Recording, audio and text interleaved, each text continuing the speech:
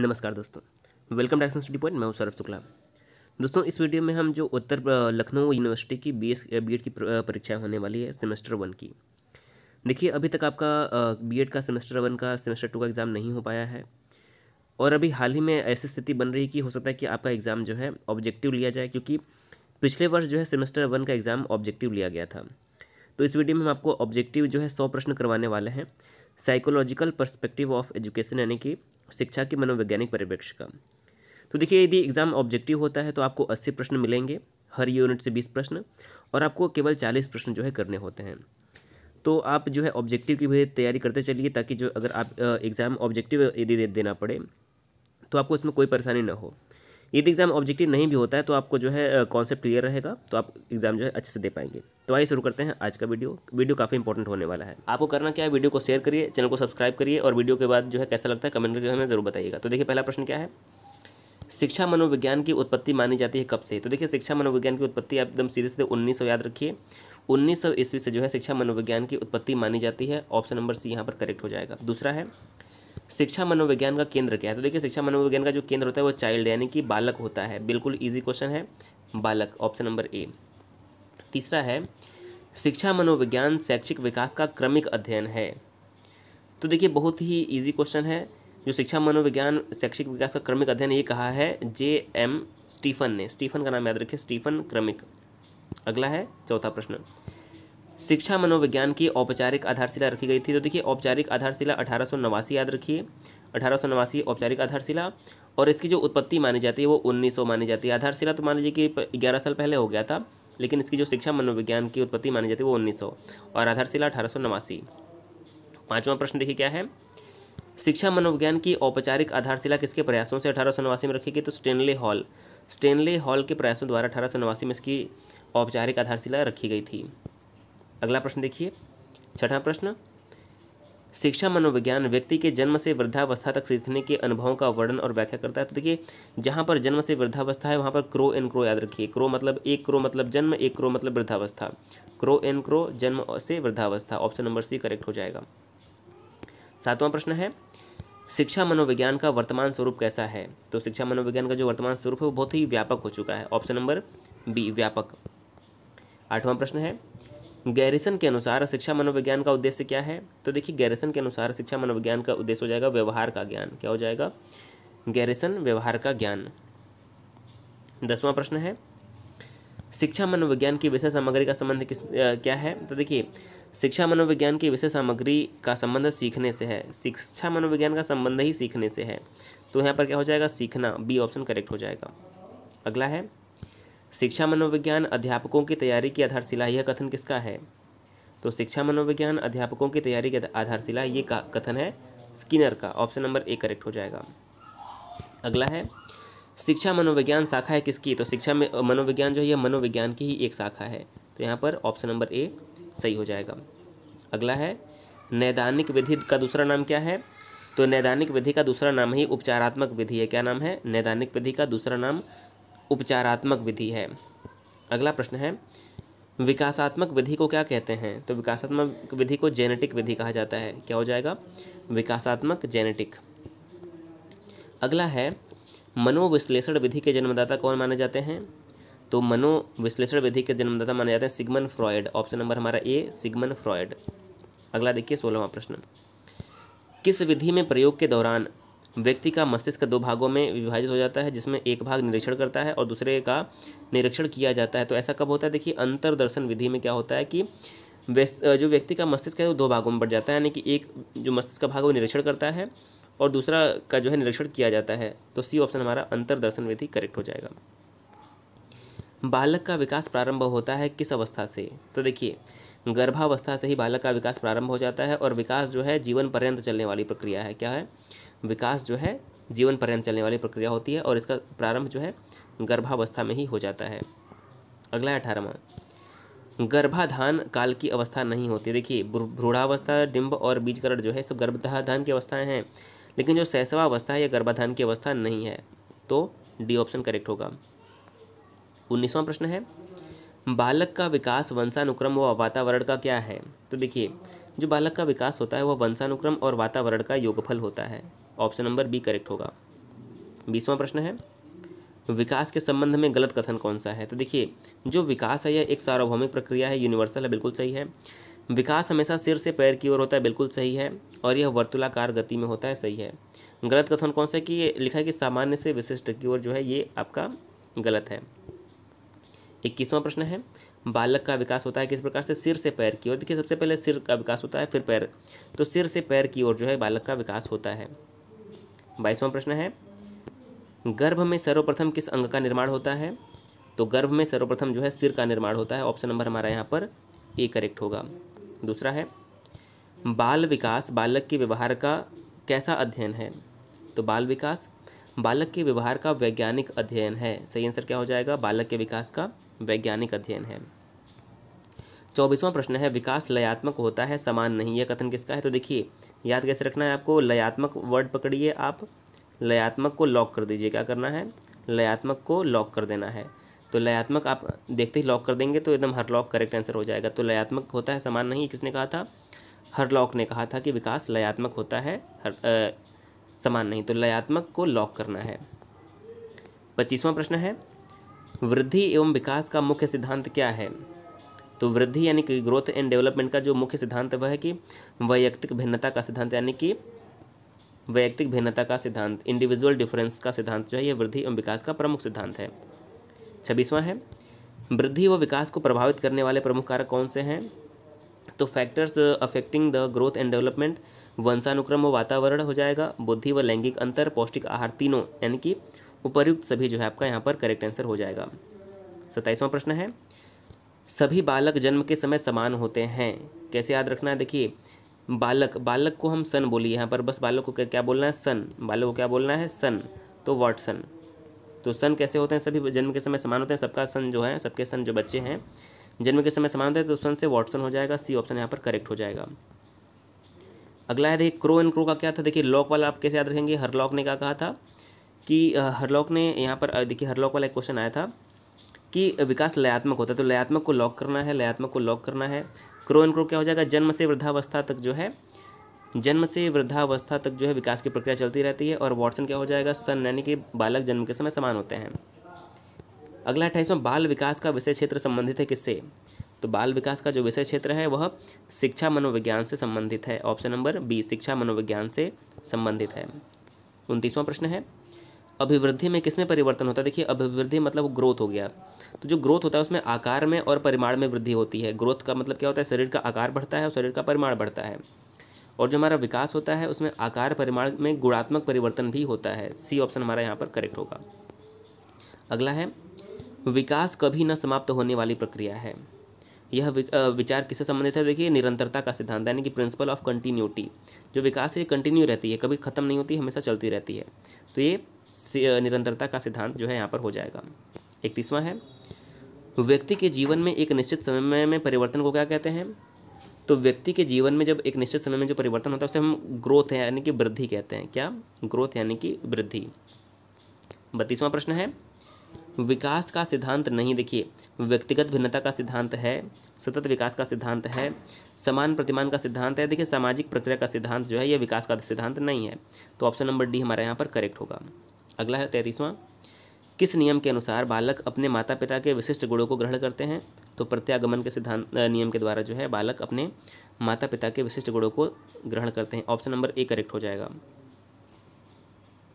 अगला प्रश्न है 34वां, जीवन पर्यंत चलने वाली क्रमिक एवं प्रगतिशील श्रृंखला को क्या कहते हैं? तो देखिए, विकास जो है जीवन पर्यंत चलता है, तो जीवन पर्यंत चलने वाली क्रमिक एवं प्रगतिशील श्रृंखला जो है हमारी विकास यानी कि डेवलपमेंट हो जाएगी। अगला है, वृद्धि एवं विकास एक दूसरे के पूरक होते हैं। क्या होते हैं? वृद्धि एवं विकास एक दूसरे के पूरक होते हैं। मानव विकास क्या होता है? तो मानव विकास गुणात्मक एवं मात्रात्मक दोनों होता है। देखिए, जो ग्रोथ होता है, ग्रोथ केवल मात्रात्मक होता है, यानी कि आकार में और परिमाण में वृद्धि होती है, लेकिन जब मानव का विकास होता है उसमें उसके गुण और मात्रा दोनों में परिवर्तन होता है। तो गुणात्मक और मात्रात्मक परिवर्तन विकास होता है। 37वां है, किस मनोवैज्ञानिक के अनुसार विकास एक सतत और क्रमिक प्रक्रिया है? तो सही आंसर क्या हो जाएगा 37 नंबर का? विकास सतत एवं क्रमिक जो अगर आएगा तो आपको स्किनर का नाम याद रखना है। देखिए, कैसे याद रखना है? देखिए, एक यहाँ पर आप ऐसे भी याद रख सकते हैं, विकास सतत और क्रमिक क्या हो जाएगा? तो स्किनर से कैसे याद रखना है? देखिए, स्किनर। देखिए, स्किनर का पहला स निकाले तो सतत लगा दीजिए, स्किनर से क्या हो जाएगा? सतत और क से क्या हो जाएगा क्रमिक, तो सतत और क्रमिक यानी कि स्कीनर, सतत और क्रमिक, स्कीनर करेक्ट हो जाएगा। हरलॉक वाला तो आपको याद हो ही गया होगा। अगला देखिए 38वां प्रश्न, वृद्धि व विकास को प्रभावित करने वाले प्रमुख कारक कौन से हैं? तो वृद्धि और विकास को प्रभावित करने वाले कारक में वंशानुक्रम व वातावरण, पौष्टिक आहार और बुद्धि व लैंगिक अंतर, ये सभी आ जाएंगे। तो उपर्युक्त सभी ऑप्शन नंबर डी करेक्ट हो जाएगा। विकास के संबंध में गलत कथन कौन सा है? तो देखिए विकास सतत प्रक्रिया है, सही है। सिर से पैर की ओर होती है, सही है। जीवन पर्यंत चलती है, सही है। वर्तुलाकार गति यहाँ पर हमारा गलत है, तो ऑप्शन नंबर डी करेक्ट हो जाएगा। 40वां है, किसने बाल्यावस्था को प्रतिद्वंदिता का काल कहा है? देखिए प्रतिद्वंदिता बहुत आसान से है, कैसे याद करेंगे? देखिए किल पैट्रिक लिखिए यहाँ पर, पहले ऑप्शन क्या हो जाएगा किल पैट्रिक। देखिए याद में करवा दूंगा, आपको याद हो जाएगा। किल पैट्रिक को प्रतिद्वंदिता कैसे याद रखना है? देखिए देखिए पैट्रिक का प निकालिए और जो ट पे र की मात्रा लगी उसको आप प्र जोड़ लीजिए, तो किल पैट्रिक का प बस निकालिए, तो पैट्रिक से पैट्रिक में प्रतिद्वंदिता जोड़ दीजिए। किल पैट्रिक, पैट्रिक प्रतिद्वंदिता, पैट्रिक प्रतिद्वंदिता, बस ऐसे याद रखिए। बस वहाँ पर आपको एक कीवर्ड पकड़ना है, आपका आंसर आ जाएगा पैट्रिक प्रतिद्वंदिता। किसने बाल्यावस्था को अनोखा काल कहा है? तो कोल व ब्रुश ने, कोल ने काल कहा है, कोल ने अनोखा काल कहा है बाल्यावस्था को। कोल व ब्रुश ने बाल्यावस्था को अनोखा काल कहा है। 42वां प्रश्न है, किसने बाल्यावस्था को मिथ्या एवं छद्म परिपक्वता का काल कहा है? तो रॉस ने बाल्यावस्था को मिथ्या एवं छद्म परिपक्वता का काल कहा है। अगला है, प्रारंभिक विद्यालय की आयु की किस अवस्था को कहा जाता है? देखिए बाल्यावस्था का हमारा 2 चरण होता है। देखिए आप याद रखिए, बाल्यावस्था की हम बात करें तो बाल्यावस्था जो है हमारा 2 से 12 वर्ष माना जाता है, जिसमें से 2 से 6 पूर्व बाल्यावस्था और 6 से 12 उत्तर बाल्यावस्था। तो उत्तर बाल्यावस्था में ही जो है इस अवस्था को हम प्रारंभिक विद्यालय की आयु कहते हैं। तो उत्तर बाल्यावस्था जो है हमारी प्रारंभिक बाल्यावस्था, उत्तर बाल्यावस्था प्रारंभिक विद्यालय की आयु होती है, जो कि हमारा 6 से 12 वर्ष का समय होता है। ईबी हरलॉक के अनुसार बाल्यावस्था का काल कितना है? तो 3 से 12 वर्ष के अनुसार ये बाल्यावस्था का काल ईबी हरलॉक ने माना है। चुस्ती की आयु एवं समूह की आयु कौन सी होती है? तो बाल्यावस्था को चुस्ती की आयु एवं समूह की आयु कहते हैं। अगला देखिए, ईबी हरलॉक ने बचपनावस्था किसे माना है? तो 2 सप्ताह से 2 वर्ष तक बचपनावस्था माना है और 3 वर्ष से 12 अवस्था तक बाल्यावस्था। देखिए बचपनावस्था मतलब यहाँ पर शैशवावस्था यानी कि इन्फेंसी आपका हो जाएगा। चाइल्डहुड एंड सोसाइटी पुस्तक के लेखक कौन है? तो childhood and society Erikson, option number B correct होगा। बाल्यावस्था को काम की प्रसुप्तावस्था किसने कहा है? तो बाल्यावस्था को काम की प्रसुप्तावस्था यहाँ पर हमारे हो जाएंगे जोन्स। किसने कहा है यहाँ पर? तो देखिए बाल्यावस्था को काम की प्रसुप्तावस्था कहा है सिगमंड फ्रॉयड ने। सिगमंड फ्रॉयड का नाम आप याद रखिए। अगला प्रश्न, किस अवस्था में बालकों में नई खोज करने की तथा घूमने की प्रवृत्ति बहुत अधिक बढ़ जाती है? तो उत्तर बाल्यावस्था यानी कि 6 से 12 की उम्र में जो है घूमने की आयु जो है प्रवृत्ति बढ़ जाती है उत्तर बाल्यावस्था में। बाल्यावस्था कब से कब तक चलती है? तो 6 से 12 वर्ष तक। कब तक चलती है? 6 से 12 वर्ष तक, यानी कि 12 वर्ष तक चलेगी बाल्यावस्था। किस काल को मिथ्या परिपक्वता का समय कहा जाता है? तो बाल्यावस्था को मिथ्या परिपक्वता का काल कहा जाता है। किस काल को खिलौनों की आयु कही जाती है? तो देखिए जो पूर्व बाल्यावस्था यानी कि 2 से 6 वर्ष की आयु है पूर्व बाल्यावस्था, इसको खिलौनों का काल कहा जाता है। टोली पूर्व अवस्था या प्राक टोली, देखिए आप याद रखिए प्राक टोली या टोली पूर्व अवस्था किसे कहा जाता है? तो ये हमारा पूर्व बाल्यावस्था को पूर्व टोली या फिर प्राक टोली अवस्था कहा जाता है। सी ऑप्शन करेक्ट होगा। किस अवस्था में बालिकाओं की लंबाई बालकों से अधिक होती है? तो देखिए बाल्यावस्था में, किस अवस्था में? बाल्यावस्था में जो है बालिकाओं की लंबाई बालकों से अधिक हो जाती है। ये ऑप्शन करेक्ट हो जाएगा। बाल्यावस्था की प्रमुख विशेषताएं क्या हैं? प्रतिस्पर्धा की भावना होती है, बहिर्मुखी प्रवृत्ति होती है, संघ की प्रवृत्ति होती है, ये सभी होते हैं, तो हमारा उपर्युक्त सभी करेक्ट हो जाएगा। 56वां है, बाल्यावस्था में शिक्षा डांट फटकार की अपेक्षा किस पर आधारित होनी चाहिए? प्रेम और सहानुभूति पर आधारित होनी चाहिए। डी ऑप्शन करेक्ट होगा। 57वां प्रश्न है, बाल्यावस्था में बालक नवीन वातावरण को जानने का प्रयास करता है किसके कारण? जिज्ञासा की प्रबलता के कारण। बहुत आसान सा है, आप एक बार पढ़ेंगे तो इसका आंसर सही दे पाएंगे। अगला 58वां, शारीरिक एवं मानसिक स्थिरता किस अवस्था की महत्वपूर्ण विशेषता है? तो देखिए बाल्यावस्था यानी कि 6 से 12 वर्ष की उम्र में जो है बालक में शारीरिक और मानसिक स्थिरता जो है हो जाती है, तो हमारा यहाँ पर बाल्यावस्था ही करेक्ट होगा। अंग्रेजी भाषा की एडोलेसेंस शब्द का हिंदी में अर्थ क्या होता है? तो एडोलेसेंस शब्द का हिंदी में अर्थ होता है किशोरावस्था। देखिए किशोरावस्था की जो आयु है वो 12 से 18 वर्ष मानी जाती है। किशोरावस्था से आपके कम से कम 5 से 10 प्रश्न जरूर बनेंगे, इसको आप जरूर देखिएगा। तो 60वां प्रश्न है, तनाव एवं संघर्ष यानी कि स्ट्रेस एंड स्ट्रेन की आयु कहते हैं। तनाव एवं संघर्ष, तनाव एवं तूफान की आयु जो है हमारी किशोरावस्था आ गई। सी ऑप्शन यहाँ पर करेक्ट हो जाएगा। किशोरावस्था की समयावधि क्या है? तो 12 से 18 वर्ष जो है हमारी किशोरा यानी कि एडोलेसेंस की समयावधि हो जाएगी। अगला है 62। किशोरों में द्वंद्व उभरने का प्रमुख कारण क्या है? तो किशोरों में जो द्वंद्व उभरने का प्रमुख कारण होता है कि अवसरों की प्रतिकूलता के कारण। बी ऑप्शन करेक्ट हो जाएगा। वीर पूजा की अवस्था क्या है? किशोरावस्था में जो है वीर पूजा की अवस्था हो जाएगी। सी करेक्ट हो जाएगा। अत्यंत द्रुत एवं तीव्र विकास का काल कौन सा होता है? देखिए पूर्व बाल्यावस्था, जो पूर्व किशोरावस्था होता है, इसमें अत्यंत द्रुत एवं तीव्र गति से विकास होता है। ऑप्शन नंबर सी करेक्ट होगा। एडोलेसेंस पुस्तक के लेखक कौन है? तो स्टेनले हॉल। स्टेनले हॉल ने जो है एडोलेसेंस पुस्तक लिखी है। किसने? स्टेनले हॉल ने एडोलेसेंस नामक पुस्तक लिखी है। तो यहाँ पर याद रखिए, देखिए स्टेनले हॉल से आपके क्वेश्चन और बनेंगे। स्टेनले हॉल से क्या बनेगा कि स्टेनले हॉल को ही जो है शिक्षा मनोविज्ञान की इन्होंने ही औपचारिक आधारशिला रखी थी। कब? शिक्षा मनोविज्ञान की औपचारिक आधारशिला 1889 में स्टेनले हॉल ने ही रखी थी। और स्टेनले हॉल ने ही एडोलेसेंस नामक पुस्तक भी लिखी थी। इनका नाम मोस्ट इंपॉर्टेंट हो जाएगा। किलपैट्रिक ने जो है बाल्यावस्था को प्रतिद्वंदता का काल कहा है। ये बात याद रखिए, यहाँ से भी प्रश्न बनेंगे।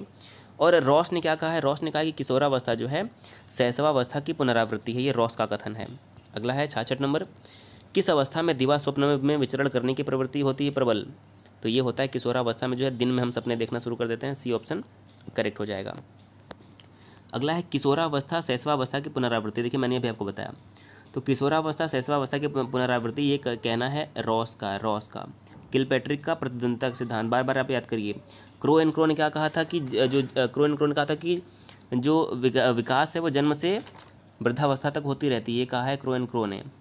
अगला है किशोरावस्था प्रारंभ होती है कहाँ से? 12 वर्ष की आयु से प्रारंभ होती है और 18 वर्ष की आयु तक किशोरावस्था चलती है। 69 नंबर है किस अवस्था में बालक अपने समवयस्क समूह में के सक्रिय सदस्य हो जाते हैं? तो ये किशोरावस्था में हो जाते हैं। डी ऑप्शन करेक्ट होगा। शर्म तथा गर्व जैसी भावनाओं का विकास किस अवस्था में होता है? तो ये किशोरावस्था में। शर्म भी में आती कभी कभी गर्व भी होता है। सी ऑप्शन करेक्ट हो जाएगा। अगला है किस काल को जीवन का परिवर्तन काल, बसंत काल और अप्रसन्नता काल का काल कहा जाता है? तो देखिए किशोरावस्था में ही जो है जीवन में परिवर्तन आते हैं। बसंत काल भी वही है और अप्रसन्नता का काल भी किशोरावस्था ही है। शारीरिक विकास नहीं, देखिए दौड़ना, साइकिल चलाना और चलना शारीरिक विकास है, लेकिन मुस्कुराना जो क्या है ये संवेदनाओं का विकास है। ऑप्शन नंबर बी करेक्ट हो जाएगा। किशोरावस्था की प्रमुख विशेषता नहीं है। देखिए किशोरावस्था में संवेगों का अधिक्य होता है, कल्पना की बहुलता होती है, समायोजन का अभाव होता है, संग्रह की प्रवृत्ति नहीं होती। देखिए जो संग्रह की प्रवृत्ति है ये बाल्यावस्था की विशेषता है। अगला प्रश्न देखिएगा, 74वां प्रश्न है कि किशोरावस्था को जीवन का सबसे कठिन काल किसने माना है? तो किलपैट्रिक ने ही कठिन काल माना है। तो किलपैट्रिक ने माना है जीवन का सबसे कठिन काल किशोरावस्था को। अगला प्रश्न है आत्मसम्मान की भावना का लक्षण क्या प्रकट करती है? किस अवस्था में प्रकट होती है? तो किशोरावस्था में जो है हमारे अंदर आत्मसम्मान की भावना जो है प्रकट होती है। सी ऑप्शन करेक्ट हो जाएगा। अगला है सर्वाधिक गहन एवं जटिल समाजीकरण काल कौन सा है? तो सर्वाधिक गहन एवं जटिल समाजीकरण जो काल है वो हमारी किशोरावस्था ही होती है, 12 से 18 वर्ष के बीच में। वैयक्तिक भिन्नता का प्रमुख आधार क्या है, यानी कि जो इंडिविजुअल डिफरेंस है इसका बेस क्या है? तो सामाजिक स्थिति, आर्थिक स्थिति, वंशानुक्रम या फिर बौद्धिक श्रेष्ठता। तो इस प्रश्न का सही उत्तर हमारा हो जाएगा, देखिए तो सही आंसर क्या हो जाएगा हमारा? वंशानुक्रम जो है यहाँ पर हमारा करेक्ट आंसर हो जाएगा। अगला देखिए वैयक्तिक भिन्नता की अवधारणा ने किस शिक्षण विधि को जन्म दिया है? तो इसने जन्म दिया है डाल्टन विधि को। ये ऑप्शन करेक्ट होगा। अगला एक व्यक्ति को एक दूसरे व्यक्ति से अंतर, देखिए एक व्यक्ति का दूसरे व्यक्ति से अंतर एक सार्वभौमिक घटना जान पड़ती है, यह कथन किसका है? तो यह कथन है टायलर का। अगला है एक ही व्यक्ति का अपनी दो योग्यताओं या शील गुणों में भिन्न होना समझा जाता है क्या? तो देखिए जब एक व्यक्ति अपने ही दो गुणों में भिन्न हो उसे हम अंतः वैयक्तिक भिन्नता कहते हैं। क्या कहते हैं? अंतः वैयक्तिक भिन्नता। सी ऑप्शन करेक्ट होगा। वैयक्तिक भिन्नता के कारण क्या है? तो वैयक्तिक भिन्नता के जो हमारे कारण हो जाएंगे वंशानुक्रम और वातावरण, हेरिडिटी और इन्वायरमेंट। अगला है स्कूली बच्चों में वैयक्तिक भिन्नताएं किस रूप में पाई जाती हैं? मानसिक, रुचि, शारीरिक, उपर्युक्त सभी। ऑप्शन नंबर डी करेक्ट हो जाएगा। अगला प्रश्न देखिए वैयक्तिक भिन्नता का स्वरूप बहुत जटिल एवं बहुआयामी है, यह कथन किसका है? तो बहुआयामी और बहुत जटिल ये कथन है स्किनर का। Option number D Skinner correct answer हो जाएंगे। अगला है 84 नंबर वैयक्तिक भिन्नता के आधार पर पार्क हर्स्ट ने बालकों की शिक्षा की पद्धति दी है कौन सी? तो देखिए जहाँ पर आएगा नाम वैयक्तिक भिन्नता का और यहाँ पर हमारी डाल्टन विधि ही सही होगी, तो डाल्टन विधि ये ऑप्शन करेक्ट हो जाएगा। वैयक्तिक भिन्नता के प्रकार हैं शारीरिक भिन्नता, मानसिक भिन्नता, संवेगात्मक भिन्नता। तीनों जो है वैयक्तिक भिन्नता के अंतर्गत आते हैं, तो डी ऑप्शन करेक्ट हो जाएगा। यदि एक ही विषय को एक ही तरीके से तथा एक ही समय पर दो व्यक्ति सीखते हैं तो भी उनके धारण करने की क्षमता अलग अलग होती है। यह किसके कारण होती है? तो यह जो है धारणा की किसके कारण हो जाएगी? धारणा की भेदीय दर के कारण हो जाएगी। धारणा की भेदीय दर, ऑप्शन नंबर ए। अगला है 87। निम्नलिखित कारण वैयक्तिक भिन्नता है, यानी कि निम्नलिखित के जो कारण हैं वो जो नीचे सभी कारण लिखे हुए वैयक्तिक भिन्नता के हैं, किसके सिवाय? तो देखिए आयु एवं बुद्धि, वंशानुक्रम और वातावरण सभी बौद्धिक वैयक्तिक भिन्नता के कारण है, लेकिन जो शिक्षा व्यवस्था है वो नहीं है। तो ऑप्शन नंबर ए हमारे यहाँ पर करेक्ट हो जाएगा। अगला है 88। व्यक्तिगत शिक्षार्थी एक दूसरे से किस आधार पर भिन्न होते हैं? तो इस प्रश्न का सही उत्तर हो जाएगा कि विकास की दर में भिन्न होते हैं। 89 नंबर है, बालकों की विभिन्नताएं प्रेरणा, बुद्धि, परिपक्वता, वातावरण संबंधी उद्दीपकों की विभिन्नता का परिणाम होती है। यह कथन किसका है? तो ये कथन गैरिसन का है। ऑप्शन नंबर हमारा ए गैरिसन करेक्ट हो जाएंगे। 90 नंबर है, एक व्यक्ति की योग्यता का दूसरे व्यक्ति की योग्यता से भिन्न होना क्या है? तो इसे हम कहेंगे अंतर्वैयक्तिक। देखिए जब एक व्यक्ति के आपस में ही दो गुण भिन्न होते हैं उसे हम अंतः कहेंगे, अंतःवैयक्तिक। लेकिन जब एक व्यक्ति का गुण दूसरे व्यक्ति से भिन्न है तो उसे अंतर्वैयक्तिक। देखिए थोड़ा सा चेंज है बस, अंतःवैयक्तिक और अंतर्वैयक्तिक। ऑप्शन नंबर ए करेक्ट होगा।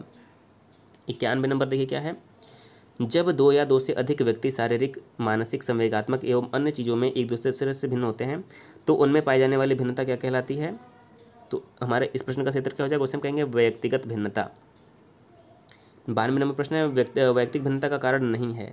तो देखिए इसमें जो परिवार है वह वैयक्तिक भिन्नता का कारण नहीं है।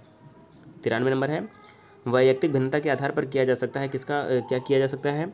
कार्य का सीमित आकार, पाठ्यक्रम का निर्माण, व्यक्तिगत शिक्षण की व्यवस्था, ये सभी किए जा सकते हैं। ऑप्शन नंबर डी करेक्ट हो जाएगा। अगला देखिए 94। शिक्षण कराते समय सामान्य कक्ष में शिक्षक का सर्वाधिक ध्यान किस मनोवैज्ञानिक तत्व पर होना चाहिए? तो उसका ध्यान जो है वैयक्तिक भिन्नता पर होना चाहिए। सी ऑप्शन करेक्ट हो जाएगा। 95 नंबर प्रश्न है, वैयक्तिक भिन्नता के अध्ययन की विधि नहीं मानी जा सकती है, कौन सी? तो देखिए यहाँ पर हमारा हो जाएगा परिपक्वन, ऑप्शन नंबर डी। 96 नंबर प्रश्न है, राम प्रत्येक पाठ को शीघ्र सीख लेता है जबकि श्याम उसी पाठ को सीखने में अधिक समय लेता है। ये क्या दर्शाता है? तो यह वैयक्तिक भिन्नता को ही दर्शाता है कि वह अलग, यानी कि दो व्यक्ति अलग अलग जो है दोनों की धारण करने की क्षमता अलग है। अगला है, व्यक्तियों में एक दूसरे से भिन्नता का कारण क्या होता है? तो व्यक्तियों में वंशानुक्रम एवं वातावरण के बीच अन्योन्य क्रियाकरण जो है दोनों में सीखने की अलग अलग जो है क्षमता होती है। सी ऑप्शन करेक्ट हो जाएगा। 98 है, वैयक्तिक भिन्नता का आशय क्या है? तो कोई दो व्यक्ति शारीरिक, मानसिक योग्यता व संवेगात्मक दशा में समान तथा एक जैसे नहीं होते हैं, इसी को हम वैयक्तिक भिन्नता कहते हैं। 99 नंबर प्रश्न है, छात्र वैयक्तिक भिन्नता प्रदर्शित करते हैं अतः शिक्षक को क्या करना चाहिए? अतः शिक्षक को सीखने के विविध अनुभवों को उपलब्ध कराना चाहिए। बी ऑप्शन करेक्ट हो जाएगा। और आज का हमारा अंतिम प्रश्न है, वैयक्तिक भिन्नता के मिलान के संबंध में एक शिक्षक की भूमिका होनी चाहिए, कैसी होनी चाहिए? तो देखिए व्यक्ति के दृष्टिकोण, अभिरुचि एवं योग्यता को जानने का प्रयास करना चाहिए तथा व्यक्ति आधारित पाठ्यक्रमों को उनकी आवश्यकता अनुसार जानने की कोशिश करना चाहिए। तो ए और बी दोनों हमारे करेक्ट हो जाएंगे। तो देखिए इस वीडियो में हमने जो है यूनिट फर्स्ट के 100 क्वेश्चन, देखिए आप 100 क्वेश्चन आपने सॉल्व किए, इसमें से आपके 20 क्वेश्चन जो है आने के पूरे चांस रहेंगे। क्योंकि देखिए एग्जामिनर कहाँ से क्वेश्चन बनाएगा, टॉपिक तो यही है, इसी में से आपके सारे क्वेश्चन मिल जाएंगे। बिल्कुल कन्फ्यूज मत होइए, पूरे पढ़िए। और बाकी यूनिट 2, 3 और 4 भी जो है मैं सारे क्वेश्चन पार्ट करवा दूंगा, तो इसलिए वीडियो को शेयर करिए, चैनल को जरूर सब्सक्राइब करिए। वीडियो कैसा लगा आप जरूर बताइएगा। वीडियो देखने के लिए बहुत बहुत धन्यवाद।